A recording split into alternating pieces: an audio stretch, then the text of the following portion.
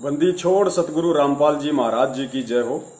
परमेश्वर की सभी प्यारी आत्माओं को मुझ पवन दास का सत्साई और आप सभी सत्सेवक भाई बहनों का इस 1 घंटे के 8:30 से 9:30 बजे तक के लाइव संघ का समाधान में दास तहे दिल से शुक्रिया अदा करता है कि आप सभी पुण्यात्माएं जो परम पूज्य सतगुरु रामपाल जी महाराज जी के सेवक हैं, उनके दास हैं, उनके भगत हैं, आप जी के सहयोग से और सतगुरु रामपाल जी महाराज जी के आशीर्वाद से बहुत ही अच्छा रेस्पॉन्स परमेश्वर ने प्रथम एपिसोड का दिलवाया है।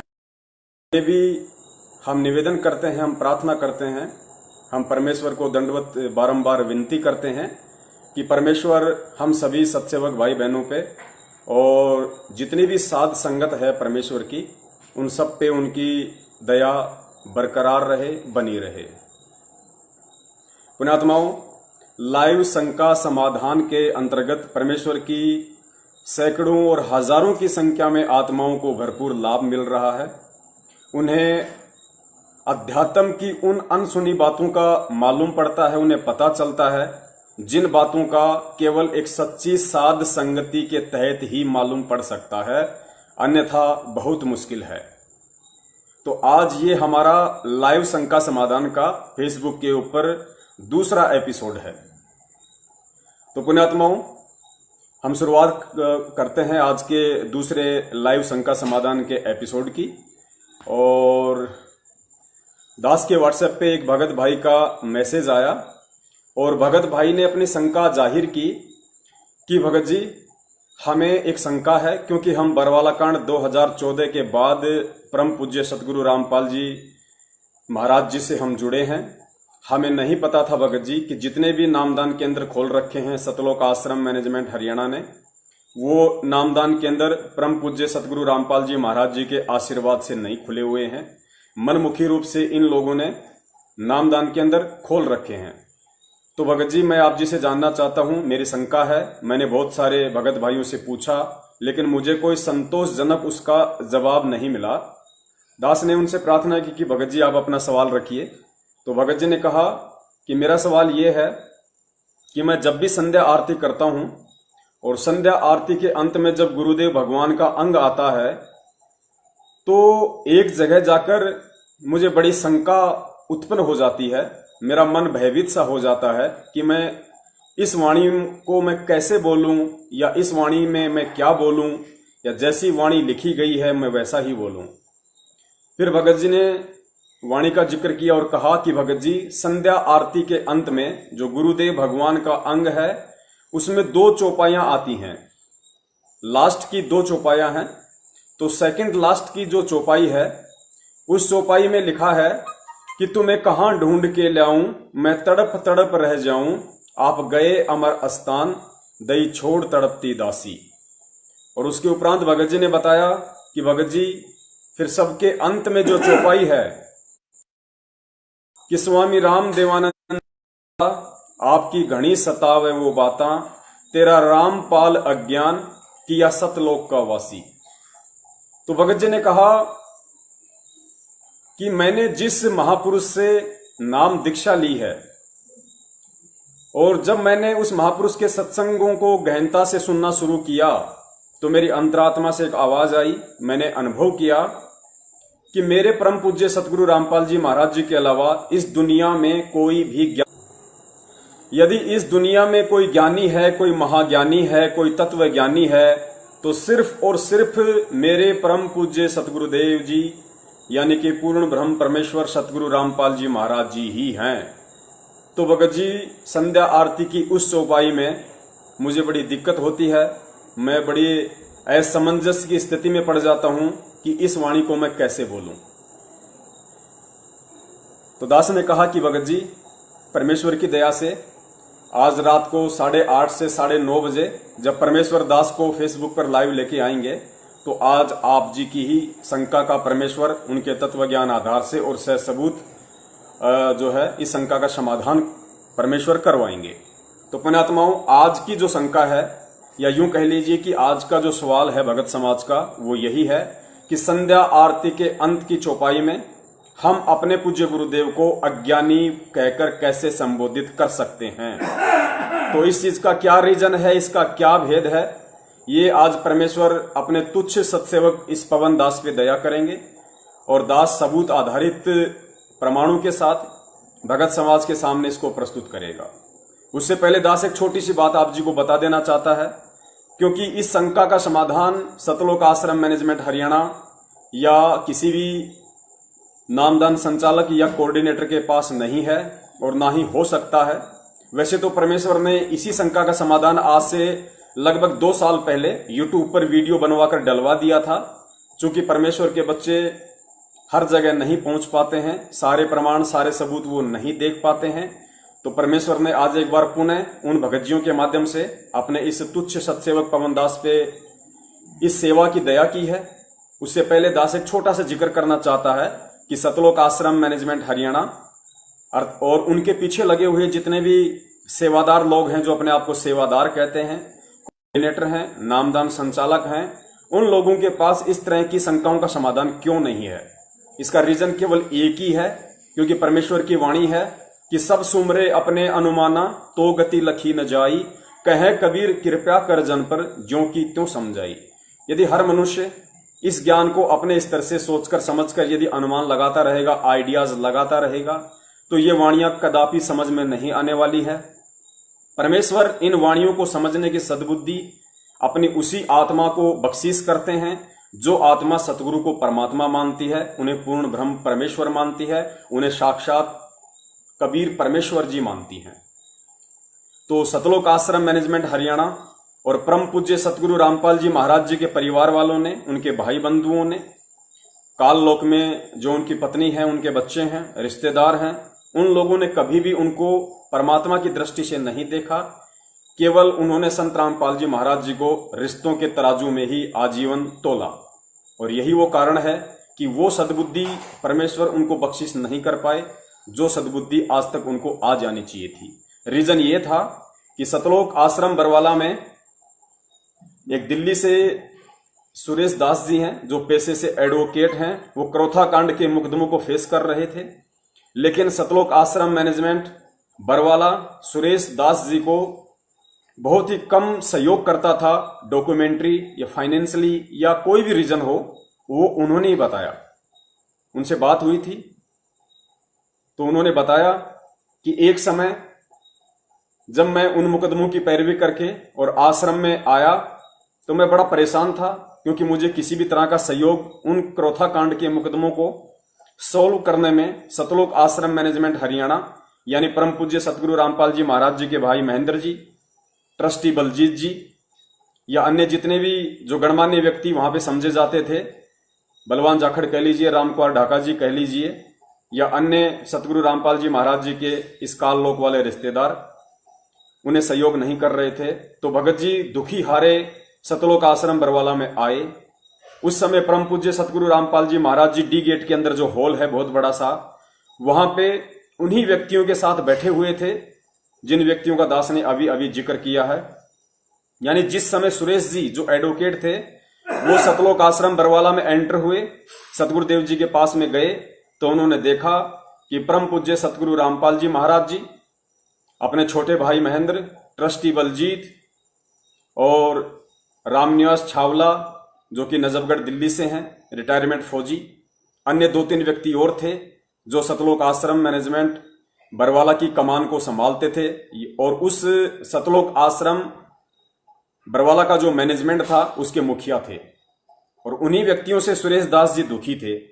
तो सतगुरुदेव जी चेयर पर बैठे हुए थे और बाकी जो व्यक्ति जिनका दास ने नाम गिनाया है वो सभी इर्द गिर्द ही बैठे हुए थे। सुरेश दास जी ने जाते ही परम पूज्य गुरुदेव को दंडवत प्रणाम किया और दुखी मन से परमेश्वर के चरणों में बैठकर कहा कि हे गुरुदेव, ये जितने भी व्यक्ति हैं जो यहां बैठे हुए हैं, ये आपको परमात्मा नहीं मानते। उन्होंने दुखी होकर अपने मन की व्यथा सतगुरुदेव जी के सामने प्रकट की कि हे गुरुदेव, ये जितने भी व्यक्ति जो यहां बैठे हुए हैं ये आपको परमात्मा नहीं मानते। पुण्यात्माओं, आगे परम पूज्य गुरुदेव जी ने क्या शब्द उच्चारित किए, आप उन्हें गहनता से समझने की कोशिश करें। परम पूज्य गुरुदेव जी ने कहा, मालिक चेयर से अपने घुटनों पर हाथ रखते हुए खड़े हुए और दुखी मन से, जिस दुखी मन से सुरेश दास जी ने सवाल किया था, उसी दुखी मन से परम पूज्य गुरुदेव ने घुटनों पे हाथ रखकर खड़े होते हुए दुखी मन से कहा कि बेटा, आप तो परमात्मा मानने की बात कह रहे हो, ये लोग तो मुझे गुरु भी नहीं मानते। गुरुदेव ने कहा कि बेटा, आप तो परमात्मा की बात कर रहे हो, ये लोग तो मुझे गुरु भी नहीं मानते। तो पुण्यात्माओं, इसी बात से आइडिया लगाया जा सकता है, इसी बात से हम विचार कर सकते हैं कि हरियाणा में जो कहावत है कि घर का जोगी जोगना और बाहर का जोगी सिद्ध, यानी जो घर का साधु संत होता है या जो घर का जो गणमान्य व्यक्ति होता है, वो बाहर वालों की तुलना में, उन परिवार वालों की नजरों में बहुत ही छोटी दृष्टि में होता है। एक और कहावत है जो हम सभी जानते हैं कि दीपक तले सदैव अंधेरा ही रहता है, दीपक तले अंधेरा ही रहता है। तो पुण्यात्माओं, वो परम पूज्य परमेश्वर सतगुरु रामपाल जी महाराज जी, जो सारी सृष्टि का रचयिता है, सारी सृष्टि का नायक है, सारे ब्रह्मांडों का उत्पत्ति करता है, सृजनहार है, वो परमेश्वर जिस कुल में, जिस परिवार में एक लीलामय जीवन के लिए 8 सितंबर 1951 के दिन एक दीपक बनकर प्रकट हुए, उस दीपक ने अपने तत्वज्ञान आधार से हिंदुस्तान सहित पूरी दुनिया में रोशनी की लगातार कर रहे हैं और आने वाले समय में इसी रोशनी से पूरा विश्व जगमगाएगा, जगमगाहट होगी। बाकी सभी रोशनियां, जितने भी साधु संत हैं, महात्मा, डेरे वाले हैं, वो सभी फीके पड़ने वाले हैं। तो दास का कहने का मतलब है कि जो दीपक बनकर वो परमेश्वर 8 सितंबर 1951 के दिन जिस कुल में, जिस परिवार में प्रकट हुए, उन लोगों के लिए ये कहावत सिद्ध हो गई कि दीपक तले सदा अंधेरा। यानी सतगुरु रामपाल जी महाराज जी का जो कलयुगी परिवार है वो आज भी अंधेरे में है, पहले भी अंधेरे में ही था और आगे भी, जहां तक दास को परमेश्वर ने जो सद्बुद्धि बख्शी है, अंधेरे में ही रहेंगे। पुण्यात्माओं, एक तरफ तो उन आत्माओं का ये अहोभाग्य है, बहुत बड़ा सौभाग्य है कि परमेश्वर जो साक्षात सारी सृष्टि का रचनहार है, वो उन आत्माओं के संपर्क में रहे, बचपन से संपर्क में रहे। और दूसरी तरफ उन्हीं आत्माओं का अहोभाग्य ना होकर दुर्भाग्य है कि वो आत्मा उस परमेश्वर को पहचान नहीं पाई, क्योंकि घर का जोगी जोगना और बाहर का जोगी सिद्ध, ये कहावत यूं ही नहीं कही गई। इस कहावत को चरितार्थ करने में लोगों ने सैकड़ों, हजारों, लाखों की संख्या में एग्जाम्पल अपनी आंखों से देखे हैं। उसके बाद समाज में यह कहावत प्रचलित हुई है कि घर का जोगी जोगना, बाहर का जोगी सिद्ध और दीपक तले सदैव अंधेरा ही रहता है। तो पुण्यात्माओं, अब हम उस भाई की शंका का पूर्ण परमेश्वर सतगुरु रामपाल जी महाराज जी के तत्वज्ञान आधार से समाधान करने की एक छोटी सी कोशिश करते हैं। परम पूज्य गुरुदेव मुझ नीच को सद्बुद्धि दे, मुझ नीच को ये समझाने की अपने भगत भाइयों को सद्बुद्धि प्रदान करे। तो पुण्यात्मा, वाणी दास आपको एक बार सुना देता है कि कौन सी वाणी के विषय में भगत जी ने कहा कि जब ये दो वाणियां मेरे कानों में गूंजती हैं तो एक शंका सी उत्पन्न हो जाती है। शंका का मतलब, उन्हें समझ में नहीं आता कि इन वाणियों के समय मैं क्या करूं, मुझे क्या बोलना चाहिए या फिर ऐसे ही मुझे बोलना चाहिए। तो प्रथम वाणी जो भगत जी ने बताई थी, प्रथम वाणी ये वाली थी। तुम्हें कहाँ ढूंढ कर लाऊं, मैं तड़प तड़प रह जाऊं। तुम्हें कहाँ ढूंढ कर लाऊं, मैं तड़प तड़प रह जाऊं। अब गए अमर अस्थान, अस्थान दई छोड़ तड़पती दासी। अब गए अमर अस्थान, अस्थान दई छोड़ तड़पती दासी। मेरे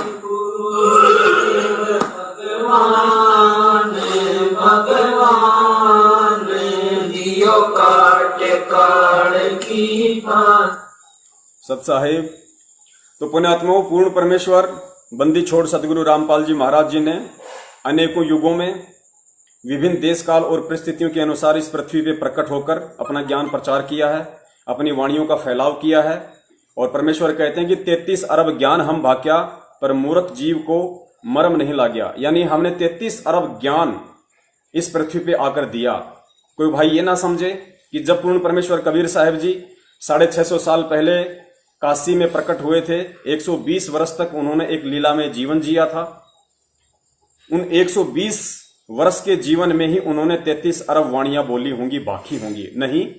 यहां परमेश्वर जी का जो कहने का आशय है वो ये है कि परमेश्वर जब भी, जिस भी युग में, जिस भी समय, एक लीला तो परमेश्वर सीधी सीधी कमल के फूल पर प्रकट होने की करते हैं हर युग में, क्योंकि वेदों में जो परमेश्वर की महिमा लिखी हुई है कि वो परमेश्वर मां के गर्भ से उत्पन्न नहीं होता है, वो एक तालाब में, एक सरोवर में, एक विकसित कमल के फूल पर प्रकट होता है शिशु रूप में। एक निसंतान दंपत्ति उनको उठा ले जाते हैं और अपने बच्चे की तरह उनकी परवरिश करते हैं।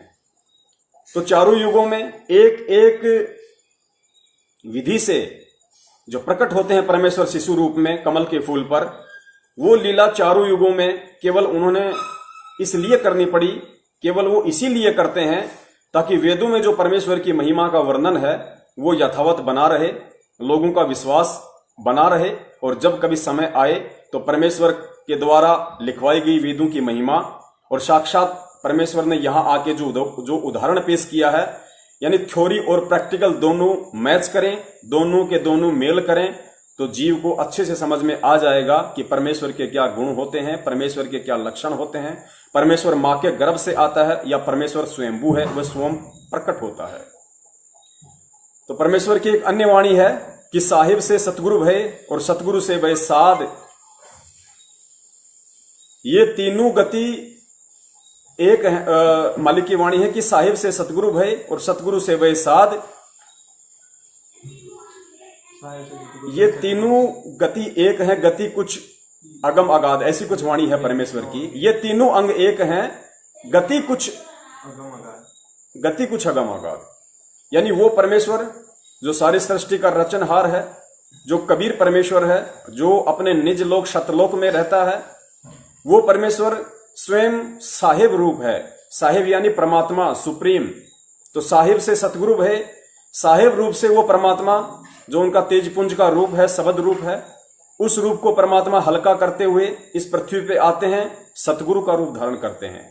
साहिब से सतगुरु भय, फिर वो परमेश्वर सतगुरु रूप में ही एक सुयोग्य शिष्य की, एक भगत की, एक परम भगत की भूमिका भी करते हैं। क्यों करते हैं? क्योंकि जब उस परमेश्वर के जो शिष्य होंगे वो उस परमेश्वर को देख के और अपना आध्यात्मिक जीवन निर्वाह करें, अपने आध्यात्मिक जीवन पे हमें कैसे चलना है, हमें अपने गुरुदेव के प्रति क्या भाव रखने हैं, क्या भाव हमें प्रकट करने होते हैं, वो शिक्षा देने के लिए वो साहिब सतगुरु की भूमिका करता है।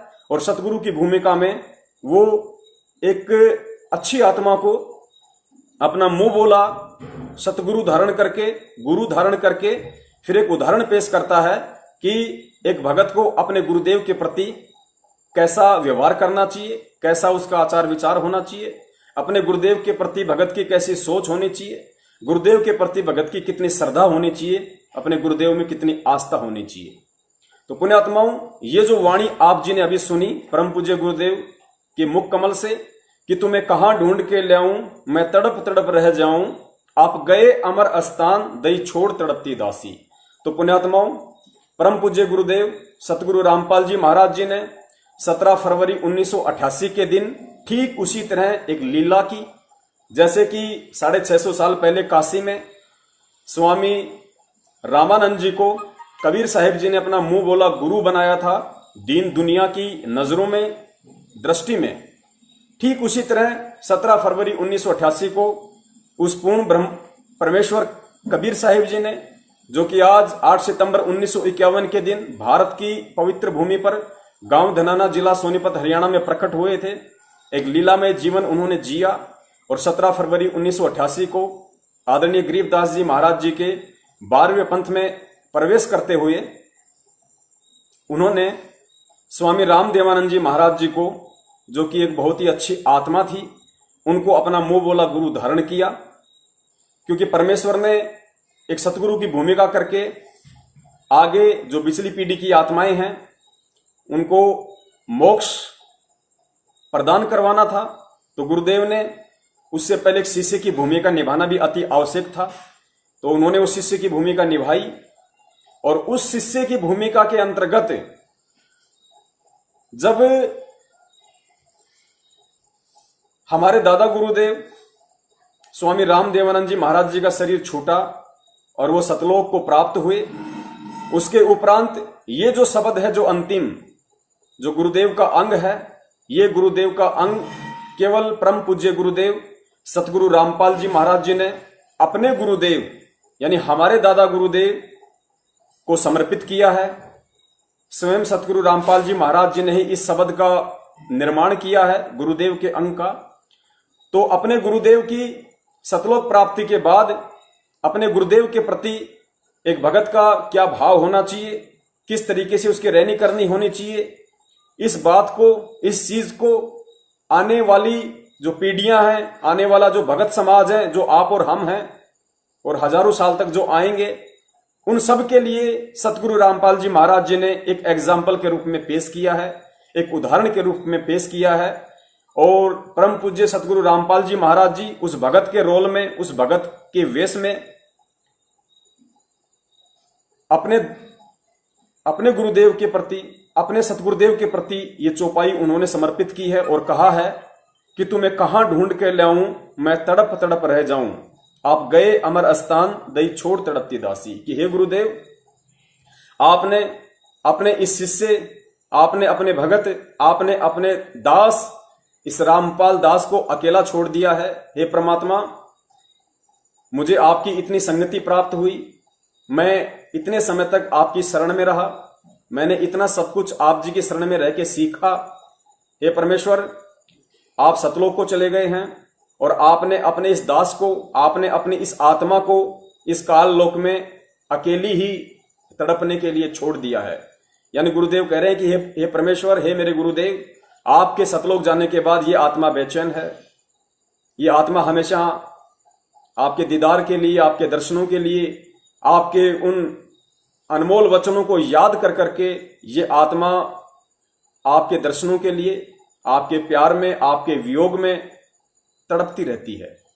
तो पुण्यात्माओं, जब ये वाणी संध्या आरती में आती है गुरुदेव भगवान के अंग में, तो दास इस समय बिल्कुल साइलेंट रहता है, दास इस वाणी को नहीं बोलता है। क्यों नहीं बोलता है? आप जी को पहले बता दिया गया है कि ये वाणी हमारे दादा गुरुदेव जी के सतलोक गमन के उपरांत हमारे जो सतगुरुदेव जी हैं, परम पूज्य सतगुरु रामपाल जी महाराज जी, उन्होंने उनके प्रति अपने भाव व्यक्त करते हुए, अपने आप को एक दास साबित करते हुए, अपने आप को एक सुयोग्य भगत सिद्ध करते हुए अपने गुरुदेव के प्रति अपने विचार, अपने आभार, अपनी श्रद्धा, अपने भाव व्यक्त किए हैं। हमें क्यों नहीं बोलनी? हमें इसलिए नहीं बोलनी है क्योंकि हमारे गुरुदेव पूर्ण ब्रह्म परमेश्वर, साक्षात वो कबीर परमात्मा है, साक्षात वो बंदी छोड़ है। और बंदी छोड़ ना कभी जन्मता है, ना कभी वो मरता है। और आज साक्षात वो परमात्मा हमारे सतगुरु के रूप में, हमारे गुरु के रूप में इसी पृथ्वी पे प्रकट है, हमारी नजरों के सामने है, इस धरातल पे वे आज प्रत्यक्ष हैं। तो हम ये नहीं कह सकते कि तुम्हें कहां ढूंढ के लाऊं, मैं तड़प तड़प रह जाऊं, आप गए अमर स्थान, दई छोड़ तड़पती दासी। पुण्यात्माओं, जो गुरु हमें मिला है, जो सतगुरु हमें मिला है, वो अविनाशी है, स्वयंभू है, अजरो अमर है। वो किसी भी देश काल परिस्थिति में ना मरता है, ना जन्म लेता है। उसकी अपनी मौज होती है, वो क्या विधि अपनाए, कौन सी वो लीला करे, क्या लीला वो दिखाए। तो ये वाणी हम यूज यहां नहीं कर सकते क्योंकि हमारे गुरुदेव हमारी आंखों के समक्ष हैं, हमारे सामने हैं। और हम तो उनसे बारंबार यही विनती करेंगे, हम उनसे बारंबार यही दंडवत प्रार्थना करेंगे कि हे गुरुदेव, आप जी ने एक सुयोग्य शिष्य की भूमिका करते हुए और अपने गुरुदेव के प्रति जो आभार व्यक्त किया है, हे परमेश्वर, हमें वो मौका ना मिले। हे गुरुदेव, आपके इस शरीर में रहते सहते हम नीचों का शरीर छूट जाए, हम नीचों को सतलोक की प्राप्ति हो जाए, हमें परमात्मा आप जी ऐसा सौभाग्य प्रदान करना, ताकि हमें ये वाणी या फिर इस तरह की कोई भी वाणी बोलने का मौका ही ना मिले। पुण्यात्माओं, इसके बाद में जो दूसरी वाणी है, जो भगत जी ने जिसका जिक्र किया कि भगत जी इसके अलावा जो दूसरी वाणी है, उस वाणी को बोलते समय मैं बिल्कुल चुप हो जाता हूं, मुझे समझ में नहीं आता कि मैं क्या करूं। वाणी आप जी को एक बार सुना देते हैं।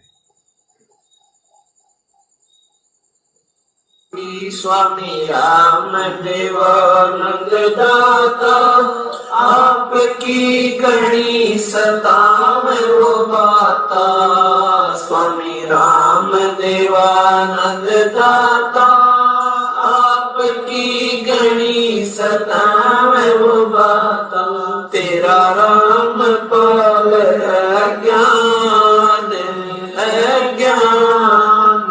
किया सतलोक का वासी।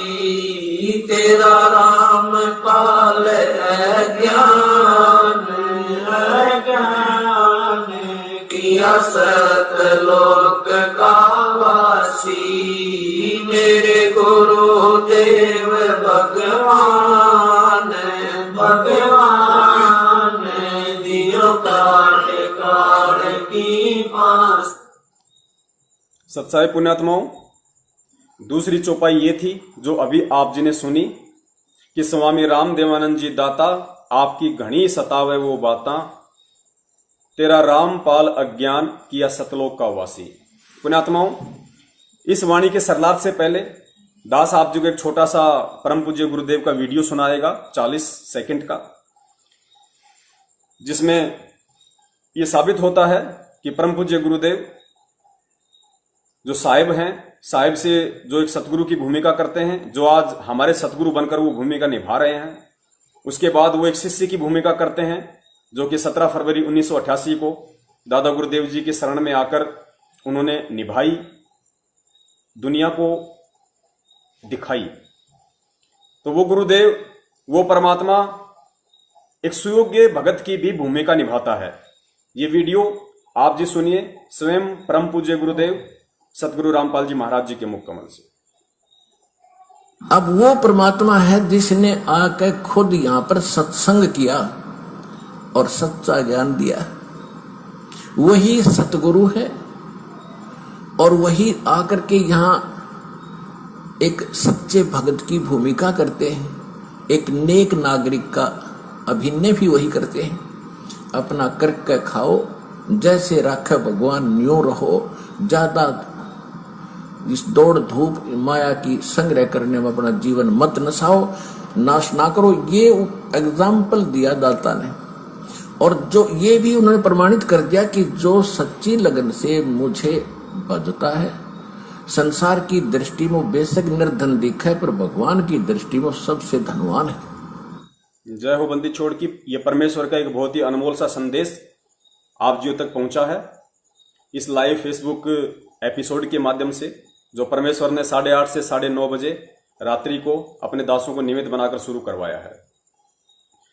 तो पुण्यात्माओं, आप जी ने देखा कि परम पूज्य सतगुरु रामपाल जी महाराज जी ठीक वही भूमिका कर रहे हैं, एक सुयोग्य शिष्य की, एक भगत की, जो आज से 650 साल पहले कबीर साहिब जी ने आदरणीय रामानंद जी को अपना मुंह बोला गुरु धारण करके की थी। पुण्यात्माओं, बीच में एक भाई का एक कमेंट्स आया था, शायद शंकरदास जी का ये कमेंट्स है, देवली टॉक से हैं।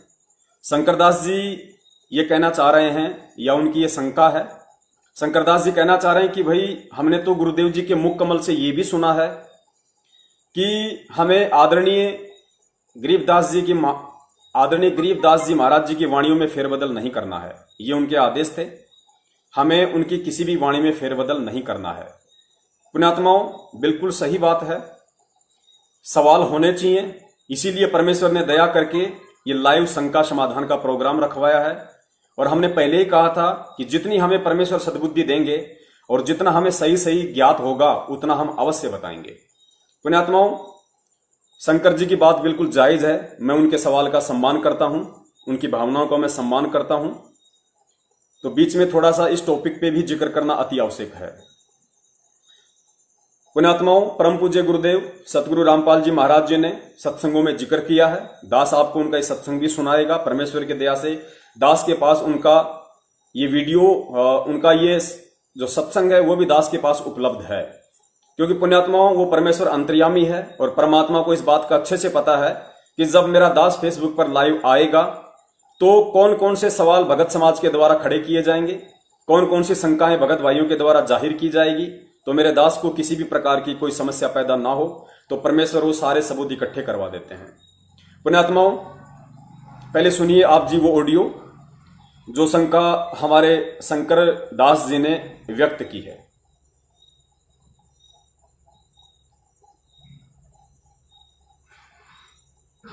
और फिर गरीबदास नाम से बर्मा पंथा हुआ, ये मेरे नाम से। उसमें मेरी महिमा की वाणी को मैं यथार्थ रूप में प्रकट करवाऊंगा, और वो वाणी इतनी प्रसिद्ध नहीं होएगी, लोग उसको छेड़छाड़ नहीं करेंगे।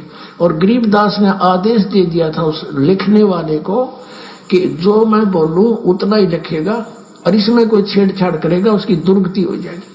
तो गरीबदास पंथ में ये धारणा गजब की बना रखी थी, समझ माई मारे क्यों कर रखा था यूं काम। सबकी ये धारणा थी कि मालिक की वाणी में जैसा भी बोल रखा है ऐसा ही लिखना, देश में एक भी अक्षर में फेरबदल कर दी तो उसकी कईयों के साथ ऐसी घटना घट गई थी, वो छेड़ा नहीं करते। इसमें परमात्मा ने गाली तक दे रखी है इन नकली पंथों को और इस काल को, जो मैं बोल नहीं सकता, और वो भी लिखनी पड़ी न, उसमें फेरबदल नहीं कर सके क्योंकि वीरान माटी हो जाती है, भगवान का आदेश था। तो इस कारण से गरीबदास की वाणी को किसी ने छेड़ा नहीं है। एज इट इज मात्रा है वो मात्रा नहीं लिखी, उन्होंने परिवर्तन नहीं किया। और ये कारण ये था कि कहीं इसमें भी गड़बड़ कर दे, नालायक आके न कहेगा बेराज से नहीं, तो कहा कि बार में पंथ में प्रगट हो वाणी। तो पुण्यात्माओं, जैसा कि शंकर भगत जी का अभी अभी कमेंट्स आया था, और परमेश्वर ने बिल्कुल उन्होंने जो सवाल किए वो जायज था, क्योंकि उन्होंने यही सत्संग मालिक का अवश्य सुना होगा, और यह सत्संग दास के पास भी उपलब्ध था। दास को भी इस बात का अच्छे से पता था कि हो सकता है संगत में से मेरा कोई भाई या बहन ये शंका व्यक्त कर सकता है। तो पुण्यात्माओं, बात बिल्कुल जायज है। आदरणीय गरीबदास जी महाराज जी का यह सख्त आदेश था, या यूं कह लीजिए कि आज से 300 वर्ष पहले सतगुरु रामपाल जी महाराज जी का सख्त आदेश था, क्योंकि आदरणीय गरीबदास जी महाराज जी के रूप में स्वयं संत रामपाल जी महाराज जी ही प्रकट थे, या यूं कह लीजिए कि वो कबीर परमेश्वर ही प्रकट थे। क्योंकि चाहे आप कबीर परमेश्वर कहिए, चाहे बंदी छोड़ गरीबदास जी महाराज कहिए, या चाहे आज वर्तमान में सतगुरु रामपाल जी महाराज जी कहिए, ये तीनों शक्ति, ये तीनों पावर एक ही हैं। रूप अलग थे, देश काल और परिस्थिति के अनुसार ज्ञान देने का उनका तरीका भिन्न भिन्न था, बाकी तीनों शक्ति एक ही थी। तो परमेश्वर का ये स्वयं का ही आदेश हम मान के चलते हैं, ये स्वयं उस परमात्मा का ही आदेश था कि मेरे द्वारा लिपिबद्ध करवाई गई वाणियों में कोई भी छेड़छाड़ ना करे, और ना ही होने चाहिए, वरना दुर्गति होंगे ही होंगी। और आदरणीय गरीबदास जी महाराज जी के पंथ में सतगुरुदेव जी ने बताया, नाम मुझे ध्यान नहीं आ रहा, लालदास जी था या कोई और था या कोई भगत था, उन्होंने कुछ छेड़खानी की थी, तो गुरुदेव ने बताया कि उसको अधरंग मार गया था। उसके बाद में सभी के अंदर ये भय उत्पन्न हो गया कि जैसी वाणी है गरीबदास जी महाराज जी की वैसी ही लिखनी है, मात्रा में भी हेर फेर नहीं। और ये क्यों, ये गुरुदेव ने बता ही दिया, क्योंकि यदि वो परमात्मा ऐसा आदेश देके नहीं जाते, और यदि वो झटका उस समय उन आत्माओं को नहीं देते, और यदि उस समय के आत्माओं में भय उत्पन्न नहीं होता, तो जिस प्रकार 650 साल पहले कबीर परमेश्वर ने आदरणीय धर्मदास जी के माध्यम से जो कबीर सागर को लिपिबद्ध करवाया था, और कालांतर में नकली कबीर पंथियों ने मनमुखी रूप से जैसा उन वाणियों को समझा, अपने अनुभव अनुसार उनमें फेरबदल किया, तो परमात्मा ने इसी दृष्टिकोण से कि आज संत गरीबदास जी के रूप में जो मैं ये इस वाणी को लिपिबद्ध करवा रहा हूं, ये वाणियां 300 साल बाद, सन 1997 के बाद जो बिजली पीढ़ी की हंस आत्माएं आएंगी, और जब मैं जाऊंगा उस समय, तो यही वो मुख्य वाणियां होंगी, यही वो भक्ति का आधार होगा जो उन पुण्यात्माओं को मैं मेरा मोक्ष मार्ग समझाऊंगा। तो इस दृष्टिकोण से, ताकि इसमें कोई फेरबदल ना हो, बिल्कुल सही बात है। पुण्यात्माओं, जिस भगत भाई ने संध्या आरती की लास्ट की 2 चौपाइयों में शंका व्यक्त की है और दास सतगुरुदेव जी की दी हुई बुद्धि से जो समाधान उसका करने जा रहा है, उसमें कोई फेरबदल नहीं है, किसी भी प्रकार की फेरबदल नहीं है। आप जी निसंकोच रहिए। दास पिछले लगभग 4 वर्षों से इन्हीं वाणियों का उच्चारण कर रहा है जो आप जी के समक्ष अब रखने जा रहा है। इसका सबूत आप जी को दिया जाएगा, क्योंकि परमेश्वर कहते हैं शंकासूल बबूल हैं। यदि जब तक भगत की शंकाओं का समाधान नहीं होगा तो कांटे की तरह चुभती रहेगी, आत्मा में वो बात सटीक, वो एग्जाम्पल फिट नहीं बैठेगा। पुण्यात्माओं, आदेश केवल आदरणीय गरीबदास जी महाराज जी की वाणियों में फेरबदल ना करने का है। जहां तक गरीबदास जी महाराज जी की वाणियां हैं, लिपिबद्ध हैं, उन वाणियों में छेड़खानी ना करने का आदेश है। तो पुण्यात्माओं, ये जो गुरुदेव का जो अंग है, ये आदरणीय गरीबदास जी महाराज जी के सदग्रंथ से नहीं लिया गया है। ये जो वाणी है गुरुदेव का अंग, ये हमारे परम पूज्य गुरुदेव सतगुरु रामपाल जी महाराज जी ने स्वयं अपने कर कमलों से लिपिबद्ध किया है, लिखा है। इसको आपको इसका प्रमाण देते हैं। और परमेश्वर ने इसको क्यों छोड़ा, आप देखिए। ये संध्या आरती का सरलार्थ जो पवित्र पुस्तक है, सन 2013 में ही इसको परम पूज्य गुरुदेव सतगुरु रामपाल जी महाराज जी के द्वारा सतलोक आश्रम बरवाड़ा में लिपिबद्ध कर दिया गया था, लिख दिया गया था। बस छपवाई नहीं थी। छपवाने का जो फायदा है वो सतलोक आश्रम मैनेजमेंट हरियाणा ने सन 2016 में उठाया और संगत में ये भ्रमणा फैला दी कि गुरुजी ने हिसार जेल से इसका अनुवाद करके भेजा है। जबकि आप इसकी भूमिका पढ़ेंगे शुरू में, तो सन 2013 में ही गुरुदेव ने इसको आश्रम में लिख दिया था। तो पुण्यात्माओं, इस पुस्तक के पेज नंबर 189 189 पे परम पूज्य गुरुदेव सतगुरु रामपाल जी महाराज ने स्पष्ट लिख रखा है कि मेरे गुरुदेव भगवान के सरलार्थ की आवश्यकता नहीं है। पुण्यात्माओं, इस बात को गहनता से समझने की कोशिश करना। गुरुदेव कह रहे हैं कि मेरे गुरुदेव भगवान के सरलार्थ की आवश्यकता नहीं है, यह तो अपने आप ही सरल है। पुण्यात्माओं, ये कितनी सरल है, ये कितनी साधारण है, क्योंकि तत्वदर्शी संत के चाहे मुख कमल से बोले गए शब्द हों या चाहे उनके कर कमलों के द्वारा लिपिबद्ध किए गए शब्द हों, उनका एक गहरा रहस्य होता है, सांकेतिक होते हैं। उनको समझना आम जीव के बस की बात नहीं है। तो पुण्यात्माओं, गुरुदेव ने जो बात कही है कि मेरे गुरुदेव भगवान के सरलार्थ की आवश्यकता नहीं है, यह तो अपने आप में ही सरल है। पुण्यात्माओं, यदि यह गुरुदेव भगवान का अंग इतना ही सरल होता तो आज लाखों भगत आत्माओं को संध्या आरती के अंत में शंका उत्पन्न नहीं होती। वो मन मार के डरते हुए ये वाणी ना बोलते कि तेरा रामपाल अज्ञान किया सतलोक का वासी। तो पुण्यात्माओं, ये बेहद ही जटिल है, ये बिल्कुल भी सरल नहीं है। ये परमेश्वर ने इतना ज्ञान देने के बाद आप और हम आत्माओं के दिमाग की परीक्षा लेने के लिए, आप और हम आत्माओं का अपने गुरुदेव के प्रति क्या भाव है, क्या श्रद्धा है, हम उनके सत्संगों की गहराई को, उनके संकेतों को, हम उनके कोड वर्डों को समझने के लायक हुए हैं या नहीं हुए हैं, इस बात की परीक्षा के लिए परम पूज्य गुरुदेव सतगुरु रामपाल जी महाराज जी ने इस वाणी का सरलार्थ नहीं किया और मात्र यही लिखकर छोड़ दिया कि मेरे देव गुरु भगवान के सरलार्थ की आवश्यकता नहीं है, ये तो अपने आप में ही सरल है।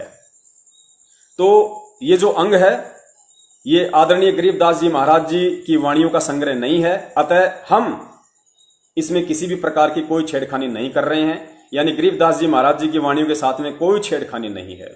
ये हमारे परम पूज्य गुरुदेव जी के द्वारा लिखा गया है और परम पूज्य गुरुदेव जी ने इन वाणियों में छेड़छाड़ करने के लिए ही ये शब्द लिखे हैं, अपने बच्चों के भाव जानने के लिए, उनके श्रद्धा जानने के लिए, कि मेरे ज्ञान को ये कितना समझ पाए कि भाई मैं अपने गुरुदेव के प्रति अपने विचार व्यक्त कर रहा हूं।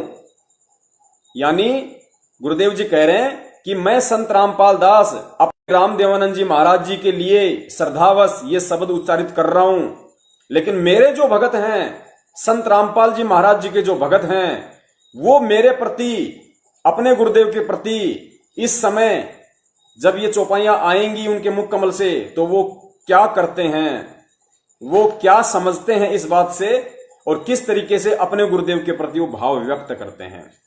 तो पुण्यात्माओं, दास जो प्रथम चौपाई है, तो पुण्यात्माओं बीच में थोड़ा सा नेट डिस्कनेक्ट हो जाता है, जिस वजह से थोड़ा अवरोध उत्पन्न हो जाता है। तो ये हमारे विवेक की परीक्षा है पुण्यात्माओं, ये हमारे विवेक की परीक्षा है कि हम अपने गुरुदेव को कितना जान पाए। सतगुरु रामपाल जी महाराज जी ने अपना जो मुंह बोला सतगुरु धारण किया था, वो सतलोक को प्राप्त हुए। तो उनके वियोग में एक संदेशा देने के लिए भगत समाज को और अपने गुरुदेव जी के प्रति क्या भाव होने चाहिए, क्या श्रद्धा होनी चाहिए, उस बात को जग जाहिर करते हुए, उस बात को प्रदर्शित करते हुए आप और हम आत्माओं के लिए ये सतगुरुदेव जी की तरफ से आदेश है, ये निर्देश है कि तुमने क्या करना है। तो पुण्यात्माओं, दास उस वाणी के समय बिल्कुल चुप रहता है, क्योंकि मेरे जो गुरुदेव हैं वो स्वयं साक्षात कबीर परमात्मा हैं। वो आज इस पृथ्वी पे प्रकट हैं। उनकी मर्जी, वो 1 सेकंड में सतलोक चले जाते हैं, 1 सेकंड में वहां से वापस भी आ जाते हैं, अन्य लोकों में भी चले जाते हैं। उनकी मौज, उनकी मर्जी। वो राजा हैं, वो शहंशाह हैं, वो जगत गुरु हैं, वो तत्वदर्शी हैं, वो सारे ब्रह्मांडों के पिता हैं, मालिक हैं। उनकी मर्जी पुण्यात्माओं। तो किसी भी देश काल परिस्थिति में वो मरते नहीं हैं, वो जन्मते नहीं हैं। तो इस वाणी का यूज इस कलयुग की पिछली पीढ़ी वाले हम जीव आत्माएं यदि करती हैं तो ये हमारी अज्ञानता का प्रमाण होंगी। फिर आगे कहा गया कि तेरा रामपाल अज्ञान किया सतलोक का वासी। पुण्यात्माओं, दास इस वाणी में जो बोलता है, लास्ट की वाणी में जो गुरुदेव अपने गुरुदेव के लिए बोल रहे हैं कि स्वामी राम देवानंद जी दाता आपकी घनी सतावे वो बातां, आपका रामपाल अज्ञान, अपने गुरुदेव को कह रहे हैं कि आपका ये तुच्छ रामपाल दास तो अज्ञानी है। पुण्यात्माओं, सर्वज्ञानी होने के बावजूद, महाज्ञानी होने के बावजूद वो परमेश्वर अपने गुरुदेव के समक्ष अपने आप को छोटा साबित कर रहा है, प्रदर्शित कर रहा है। इसको कहते हैं असली भगत की भूमिका। जो भूमिका परमेश्वर अपने हाथ में लेते हैं, जो रोल, जो एक्टिंग वो दुनिया का सबसे बड़ा कलाकार अपने हाथ में लेता है, उसको 1000% पूरा करता है। लोग धोखे में रह जाते हैं कि एक्टिंग कर रहा है या असलियत में कर रहा है। पुण्यात्माओं, एक फिल्म बनाने के लिए एक प्रोड्यूसर एक एक्टर को एक नकली रोल 2 करोड़ रुपए में उसको खरीदता है, और उस 1 करोड़ 2 करोड़ रुपए के लिए वो एक्टर अपनी पूरी जान झोंक देता है कि ये 3 घंटे की फिल्म कहीं बर्बाद ना हो जाए, कहीं ये मार्केट में पिट ना जाए। तो पुण्यात्माओं, विश्व की सबसे बड़ी जो आध्यात्मिक फिल्म है वो परम पूज्य सतगुरु रामपाल जी महाराज जी, इस सदी के जो महान नायक हैं, वो आए हुए हैं, प्रकट हैं ये फिल्म बनाने के लिए। वो भगत का रोल भी कर रहे हैं। तो पुण्यात्माओं, सारे रोल वो परमेश्वर स्वयं ही करता है। बीच में थोड़ा नेट फिर से डिस्कनेक्ट हो गया था, जिस वजह से दास थोड़ा सा डिस्टर्ब हो गया। तो पुण्यात्माओं, दास एक बार अपना नेट चालू कर लेता है। अभी तो दूसरे भगत जी का था, चलने तो भाई। तो पुण्यात्माओं, दास इस वाणी में जो शब्द उच्चारित करता है परमेश्वर के द्वारा दी गई सद्बुद्धि से, ज्ञान आधार से, वो ये उच्चारित करता है कि सतगुरु रामपाल जी दाता। कुछ भी बोल सकते हैं, परमेश्वर को हम किसी भी उच्चतम शब्द से अलंकृत कर सकते हैं। बंदी छोड़ सतगुरु रामपाल जी दाता, स्वामी रामपाल जी दाता, सतगुरु रामपाल जी दाता, पूर्ण परमेश्वर सतगुरु रामपाल जी दाता। हम कोई भी अलंकृत शब्द, उपमात्मक शब्द जो परमेश्वर के लिए यूज किए जाते हैं, जो शुद्ध होते हैं, सर्व शक्ति युक्त होते हैं, हम कोई भी शब्द शुरुआत में उनके लिए यूज कर सकते हैं। तो दास जो यूज करता है वो ये करता है कि सतगुरु रामपाल जी दाता आपकी घनी अमोलक बातां। दास ये नहीं कहता कि आपकी घनी सताव है वो बातां, क्योंकि हमारे परमेश्वर साक्षात पृथ्वी पे प्रकट हैं। अनमोल ज्ञान उन्होंने हमें दे दिया, सताने का कोई जिक्र ही पैदा नहीं होता। हमें तो खुशी होनी चाहिए, जो आदरणीय गरीबदास जी महाराज जी ने कहा था, खुशी जाहिर करते हुए कि हम सूते चादर ताण, हमें कोई टेंशन नहीं, कोई फिक्र नहीं, हमें सच्चा भगवान मिल गया, सच्चा सतगुरु मिल गया, उस सतगुरु के रूप में सच्चा भगवान मिल गया। तो खुशी जाहिर करते हुए हमें यह कहना है कि सतगुरु रामपाल जी दाता आपकी घनी अमोलक बातां, अमोलक हे परमात्मा, आपकी इन वाणियों का कोई मोल नहीं है, इनका कोई मूल्य नहीं लगाया जा सकता। ये अनमोल वाणियां अमोलक हैं। सतगुरु रामपाल जी दाता, आपकी घनी अमोलक बातां, आपका पवन दास अज्ञान करना सतलोक का वासी। आपका पवन दास अज्ञान, आप जी जो भी भाई बहन है अपना स्वयं का नाम यूज कीजिए और फिर कहिए कि करना सतलोक का वासी या करियो सतलोक का वासी। कि हे परमेश्वर, हे बंदी छोड़ सतगुरु रामपाल जी महाराज जी, आपका ज्ञान, आपकी वाणियां इस दुनिया में अनमोल है, अमोलक हैं। उनको कोई काट नहीं सकता, उनको कोई मिटा नहीं सकता, उनसे ऊपर बढ़कर कोई ज्ञान नहीं दे सकता। आप शुद्ध स्वरूप हो हे परमेश्वर, आप सर्वशक्तिमान हो हे परमेश्वर। ये आपका छोटा सा 2 कोड़ी का जीव पवन दास आप जी से विनती करता है, ये महाअज्ञानी पवन दास आप जी के चरणों में बारंबार विनती करता है कि हे परमेश्वर, इस दास को भी सतलोक भेजने की दया करना। तो वाणी यही बोलते हैं कि सतगुरु रामपाल जी दाता, आपकी घनी अमोलक बातां, आपका पवन दास अज्ञान करियो सतलोक का वासी। तो पुण्यात्माओं, इस तरह फिर ये वाणी संपूर्ण हो जाती है और अपने सतगुरुदेव जी के प्रति हमने हृदय से जो भाव प्रकट करने थे वो प्रकट हो जाते हैं और इसी से परमेश्वर प्रसन्न होंगे, इसी से परमेश्वर खुश होंगे। और यही वो कारण था जिस परमेश्वर ने शुरुआत से लेके इस पुस्तक में नित्य नियम का पूरा अनुवाद किया। कहीं भी ये नहीं कहा कि इस अंग के अनुवाद की कोई आवश्यकता नहीं है। फिर असुर निकंदन रमैणी संपूर्ण अनुवाद किया, कहीं भी ये नहीं कहा कि इसका अनुवाद करने की आवश्यकता नहीं। फिर संध्या आरती का अनुवाद किया, लेकिन अंत में कह दिया, लिख दिया कि गुरुदेव भगवान का अंग तो वैसे ही सरल है, इसके अनुवाद की कोई आवश्यकता नहीं है। यह परमेश्वर ने एक रिक्त स्थान छोड़ा था, एक संकेत छोड़ा था आप और हम जीवों के लिए कि देखें मेरे बच्चे मेरे से ज्ञान लेने के उपरांत कितना समझ पाते हैं इस ज्ञान को और मुझे, और मेरे प्रति उनके कितने भाव हैं, किस तरह से वो अपने भाव अपने गुरुदेव के प्रति जग जाहिर करते हैं, वो प्रकट करते हैं। तो उम्मीद करता हूं उस भाई की शंका का समाधान हो गया होगा। जितनी दास को परमात्मा ने सद्बुद्धि बख्शिश की थी, उतना दास ने जी जान लगा के शंका का समाधान करने की परम पूज्य गुरुदेव सतगुरु रामपाल जी महाराज जी के आशीर्वाद से कोशिश की है। उम्मीद करता हूं दास सफल हुआ होगा।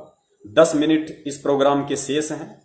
कुछ वाणियां आप जी को परमेश्वर की ओर सुनाते हैं, जिससे कि हम भगत आत्माओं का जो विश्वास है वो सतगुरुदेव जी के ऊपर, इस भक्ति मार्ग के ऊपर दृढ़ होगा कि हमें जो सतगुरु मिला हुआ है, जो गुरु मिला हुआ है, वो कोई साधारण जीव नहीं है, स्वयं साक्षात कबीर परमेश्वर हैं। सुनिए, परमेश्वर अपने आप को छुपाते हुए कितने संकेत कर रहे हैं कि 12वें पंथ में परमात्मा खुद ही आए, लेकिन वो अपने आप को छुपाते हैं। एक संकेत दे दिया परमात्मा ने ये कहकर कि अपने आप को छुपाते हैं। यानी सतगुरु रामपाल जी महाराज जी जो कहते हैं कि परमात्मा ना आए तो इस दास को भेज दिया, तो वहां छुपा गए अपने आप को इस वाणी के अनुसार। ये संकेत है गुरुदेव का उन ज्ञानी आत्माओं के लिए जिन्हें सतगुरु की चाह है, जिन्हें सतलोक की चाह है। और एक दूसरी वाणी में तो परमात्मा ने तोड़ पाड़ दिया, पुण्यात्माओं तोड़ ही पाड़ दिया, स्पष्ट बोल दिया परमेश्वर ने। तो पहले सुनिए ये वाणी जिसमें परमेश्वर कह रहे हैं कि परमात्मा अपने आप को छुपाते हैं।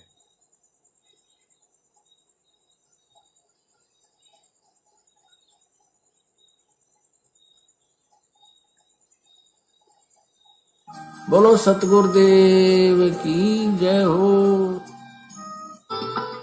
कबीर ये माया अटपटी सब गट आन अड़ी, और किस किस न समझाऊं या कुआ भांग पड़ी। तो यहाँ हम सभी एक का कुएं का भांग पिए फिर रहे। वो परमात्मा आता है, हम उसके भी जूते मारते हैं, उसको बुरा कहते हैं, नकलियों का स्वीकार करें बैठे हैं तो आसपास भी नहीं भगवान कहिए। अब कहने का दास का तात्पर्य है कि इस दास के स्थान पर ये सोच लो परमात्मा बैठे हैं, और फिर हम कैसे व्यवहार करेंगे उस एक का कुएं का भांग। पुण्यात्माओं ध्यान से सुनना, क्या शब्द उस सारी सृष्टि के रचनहार कबीर परमेश्वर के द्वारा उच्चारित किए जा रहे हैं। गुरुदेव कह रहे हैं कि ये सोच लो कि इस दास के स्थान पे, इस रामपाल दास के स्थान पे वो कबीर परमात्मा बैठा है। हमें आदेश दिया जा रहा है गुरुदेव के द्वारा कि ये सोच लो कि इस रामपाल दास के स्थान पर कबीर परमात्मा बैठा है। तो हमें मानना पड़ेगा कि सामने संत रामपाल जी नहीं बल्कि कबीर परमेश्वर जी बैठे हैं। तो हमें ये हृदय से मानना पड़ेगा। और फिर गुरुदेव कह रहे हैं कि उसी के अनुसार फिर रहनी करनी करो। एक बार दोबारा सुनो पुण्यात्माओं। अरे वो परमात्मा आता है, हम उसके भी जूते मारते हैं, उसको बुरा कहते हैं, इन नकलियों को स्वीकार करें, बैठे हैं तो आसपास भी नहीं भगवान के। अब कहने का दास का तात्पर्य है कि इस दास के स्थान पर ये सोच लो परमात्मा बैठे हैं, और फिर हम कैसे व्यवहार करेंगे उस भगवान से जिसके लिए हम तड़प रहे हैं। ऋषियों ने शरीर गाल दिए। गुरुदेव कह रहे हैं कि ये सोच लो कि इस दास के स्थान पे परमात्मा बैठे हैं कबीर जी, और फिर तुम कैसा व्यवहार करोगे जिस भगवान की प्राप्ति के लिए ऋषि मुनियों ने शरीर गाल दिए। तो पुण्यात्माओं, ये संकेत है उन आत्माओं के लिए जो 8 सितंबर 2020 को उनका जन्मदिन मनाकर बहुत बड़ी महाभूल कर चुकी हैं, अपने आध्यात्मिक जीवन की सबसे बड़ी गलती कर चुकी हैं इतना ज्ञान लेने के बाद। परमेश्वर कह रहे हैं कि ये सोच लो कि इस दास के स्थान पे कबीर परमात्मा बैठे हैं, फिर तुम्हारी कैसी रहनी करनी होगी। अरे जिन पुण्य आत्माओं ने हृदय से ये मान लिया, गुरुदेव के इस सत्संग को आदेश बनाकर, उनके मुख कमल से उच्चारित वाणी को उनका आदेश मानकर कि ये मान लो कि इस दास के स्थान पे परमात्मा बैठा है, फिर कैसा व्यवहार करोगे। पुण्यात्माओं, जिस आत्मा ने ये मान लिया कि मेरे गुरुदेव के स्थान पे कबीर परमात्मा बैठा है, तो पुण्यात्माओं, कबीर परमात्मा का कभी जन्मदिन नहीं मनाया जाता है। गुरुदेव कह रहे हैं फिर तुम कैसा व्यवहार करोगे। यानी कबीर परमात्मा बैठे हैं गुरुदेव के स्थान पे, तो कैसा व्यवहार करोगे, जन्मदिन मनाओगे या प्रकट दिवस मनाओगे। पुण्यात्माओं, काल भगवान के साथ परमेश्वर का जो वचन था, उस वचन के अनुसार परमात्मा खुलकर नहीं बताएगा कि I am God, I am Kabir, I am the supreme power of the universal.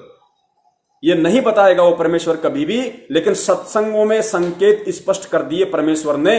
और जिस आत्मा की इन संकेतों को समझने की भी बुद्धि नहीं खुली, वो आत्मा समझ लो अभी बहुत कच्ची है, सतलोक जाने के लायक नहीं है। उसको कोई भी भ्रमित कर सकता है। और उन आत्माओं को 8 सितंबर 2020 के दिन एक पीला पर्चा निकालकर, उससे पहले उन आत्माओं से उस अविनाशी परमात्मा का जो सतगुरु रामपाल जी महाराज जी के स्वरूप में स्वयं विद्यमान है, उनका जन्मदिन मनवाकर उनसे आध्यात्मिक जीवन की सबसे बड़ी भूल करवा डाली।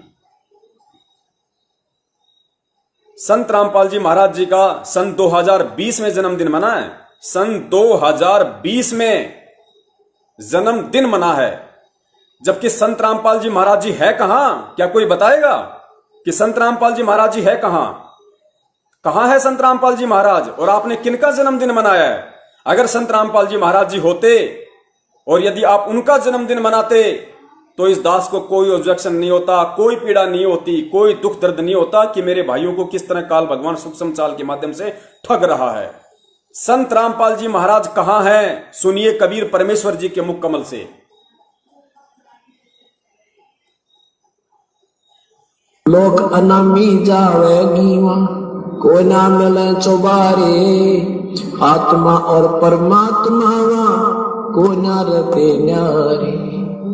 लोक अनामी जावेगी वहां, कोई ना मिले चौबारे, आत्मा और परमात्मा वहां नहीं रहते न्यारे।